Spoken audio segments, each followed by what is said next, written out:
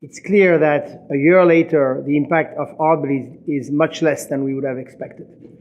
And there are essentially two reasons for that. The first one is that stuff is complicated. It's about man-in-the-middle attacks, the holes in pieces of code that have been written by two engineers that are not even paid to do that. Even if the public wanted to care, it's very difficult to understand what's going on. The second reason is that we are seeing that very few people have actually changed their passwords following Heartbleed, even though that was the one thing they had to do. I think people are just at the beginning of taking action to individually protect their data online. I think incidents like Heartbleed and the many data breaches in big retailers on and offline have led people to realize that their data is in transit all the time. We know that very few people actually sort of registered the issue within their internet lives, which is sort of sad because it impacted a large number of people because so many systems were compromised by this bug. We don't need a battleship to provide the privacy for people. We need an armada of companies to spread out and provide the privacy tools for people across the world.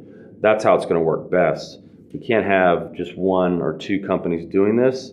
We need a variety of companies and a variety of services. I think it's important that we realize that there are multiple actors that are required to actually do a good job. A lot of people also understand that they have to personally take some responsibility, right? If they don't have a strong password, then it's hard to hold a technology company accountable when you yourself didn't take just appropriate action to protect yourself. It is actually first and foremost on the consumer to start doing something about their online security, because there are steps only consumers can take. That's in particularly true for passwords, because nobody is going to manage your passwords for you. I have been shocked to find out how poor password security is. I mean, we have there are people who share passwords across sites, people who make the passwords very simple, the names of their dog or their children, and they leave their passwords in places that are unsecure. We've got a password problem, I think, that's growing and increasing. So we've got myself, I have hundreds of passwords, right? And so to ask me to go change them all is a tremendous burden on myself. Well, first, I think changing your password and using basic good password security and basic preventative measures is the number one thing individuals can do, both to feel and actually be safer online. So that's great basic advice. Passwords have to be that line of defense, and yet people treat them as if they're no defense at all. Sharing passwords, using the same password, which amazes me. And I think it's because they want to remember them. Passwords are needed everywhere, so they keep it simple. And unfortunately, simple is not going to make you secure. Focusing on your passwords is a very good first step. That's something you can control, something you can do, and that is a very good first step. The other thing I would say is try to use as much encryption as you can with the services you are using. The thing is also be mindful of what you are putting up in the first place, because once it's out there, it's never coming back.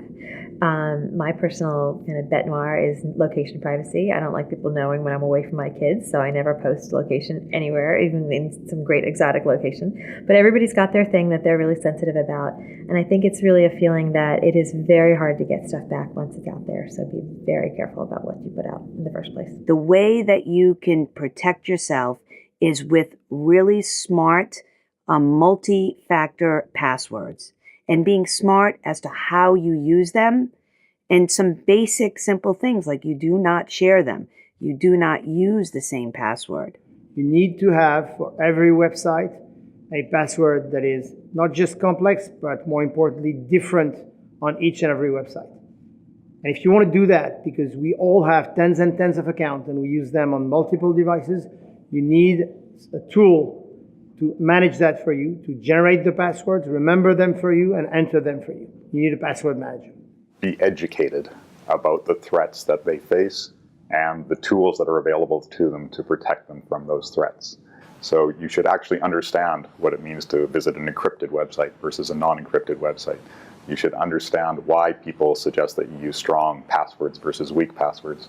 You should understand why using the same password across many different sites is not a good idea, right? This information gets shared in the hacker community, and once they compromise you, they can compromise you across many different services. So there's just some basic education that people need to have and understand, and these simple steps can keep them much safer online.